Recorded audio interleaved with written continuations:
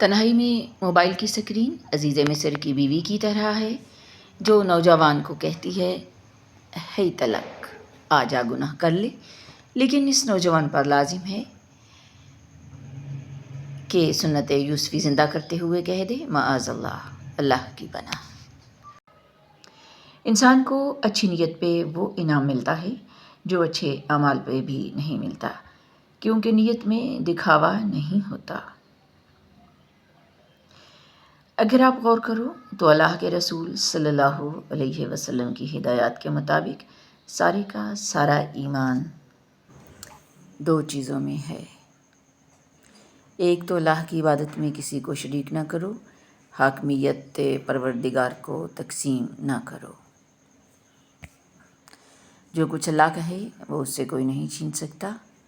گندا پانی بھی پودوں کی نشو و نما کو نہیں روک سکتا، تو پھر دوسروں کی منفی باتوں کو کیوں اپنی ترقی کے راستے میں رکاوٹ بننے دیں۔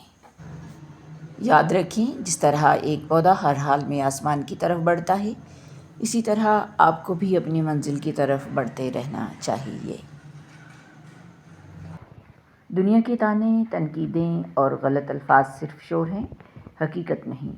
آپ کی اصل طاقت آپ کا عزم، صبر اور لگن ہے، لہٰذا ہر حال میں آگے بڑھتے رہیں، کیونکہ آپ کی کامیابی ہی ان آوازوں کا جواب ہے۔ رسول اللہ صلی اللہ علیہ وآلہ وسلم نے ارشاد فرمایا، جس نے بالشت کے برابر زمین نہ ہنک لی تو قیامت کے دن اسے 7 زمینوں کا طوق پہنایا جائے گا۔ خود پسندی 70 سال کے اعمال برباد کر کے رکھ دیتی ہے۔ دنیا کا سب سے بڑا وفادار اور حسین رشتہ ماں باپ کا ہے، پھر چاہے وہ انسان ہو یا جانور۔ دلوں سے بدگمانیاں نکال پھینکیں، مسکرا کر سب سے ملیں، نہ جانے کب اور کہاں زندگی کا سفر رک جائے۔ اگر آپ کا نقصان حتمی ہے تو پھر اسے دشمن کی فتح ہرگز نہ بننے دیں۔ لَقَدْ خَلَقْنَا الْإِنسَانَ فِي كَبَدٍ، حقیقتاً ہم نے انسان کو محنت اور مشقت کے لیے پیدا کیا ہے۔ القرآن۔ طلباء کو ایک بہترین استاد کی ضرورت نہیں ہے، طلباء کو ایک خوش کن استاد کی ضرورت ہوتی ہے جو انہیں سکول آنے اور سیکھنے کا شوق پیدا کرنے کے لیے پرجوش بنائے۔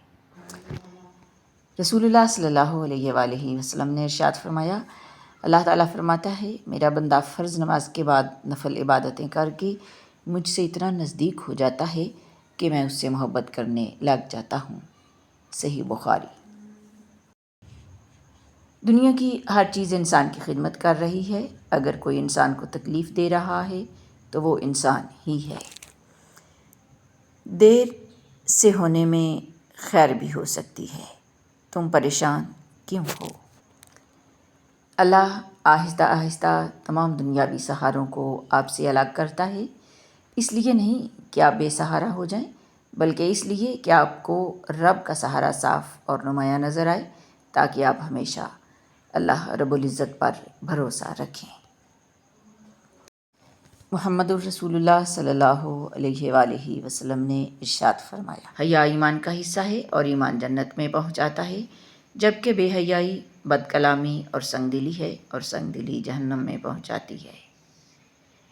تمہارا نفس قابل رحم نہیں ہے، اس کو مردانہ وار مشقتوں میں مبتلا رکھو تاکہ اللہ کا وصل حاصل ہو سکے۔